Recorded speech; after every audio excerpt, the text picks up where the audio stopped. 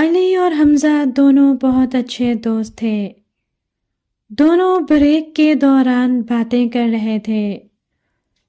علی نے حمزہ سے کہا، حمزہ تمہارا بہت بہت شکریہ، کل تم نے مجھے اسلامیات کی کتاب دی، اگر تم مجھے نہ دیتے تو آج مجھے سبق یاد نہ ہوتا۔ علی کوئی بات نہیں، میں تمہارا دوست ہوں اور مشکل وقت میں دوست ہی دوست کے کام آتا ہے۔ حمزہ جب گھر پہنچا تو اس کی دادی اماں محلے کی کچھ عورتوں کو صدقے کی اہمیت کے بارے میں بتا رہی تھی۔ حمزہ نے سب کو سلام کیا اور وہیں کھڑا ہو گیا۔ اس کی دادی نے کہا، تم جاؤ بیٹا، جا کر کھانا کھا لو۔ نہیں دادی، مجھے صدقے کی اہمیت کے بارے میں سننا ہے۔ پھر اس کی دادی اماں نے صدقے کے بارے میں بتانا شروع کیا۔ اللہ کی راہ میں کوئی بھی چیز ثواب کی نیت سے خرچ کرنا صدقہ کہلاتا ہے۔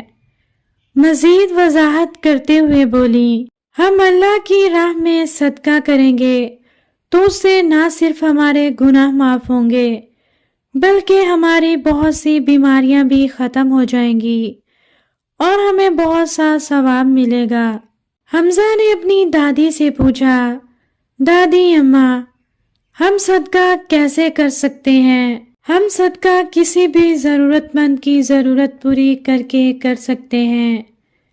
ہم کسی بھی جاندار کو کھانا کھلا سکتے ہیں، جانور ہو یا انسان، ان کی بھوک پیاس کو ختم کرنے کے لیے ان کی مدد کر سکتے ہیں۔ پرندوں کو پانی پلانا اور دانا کھلانا بھی صدقہ ہے۔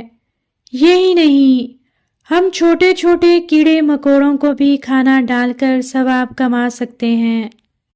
سب سے بہترین اور آسان صدقہ علم کے راستے میں کسی کی مدد کرنا ہے، اور علم کے راستے میں کیے گئے صدقے کو صدقہ جاریہ کہتے ہیں، جس کا ثواب ہمیشہ ملتا رہتا ہے۔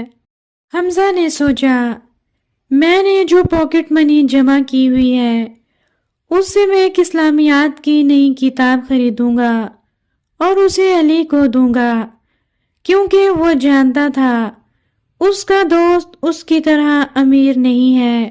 پیارے بچوں، ہمیں بھی علی اور حمزہ کی طرح اپنے دوستوں کے ساتھ مل جل کر رہنا چاہیے اور حمزہ کی طرح صدقے کو اپنی زندگی کا معمول بنانا چاہیے، کیونکہ صدقے سے اللہ اور اس کے رسول حضرت محمد صلی اللہ علیہ وآلہ وسلم خوش ہوں گے اور ہم دنیا اور آخرت میں سرخرو ہوں گے۔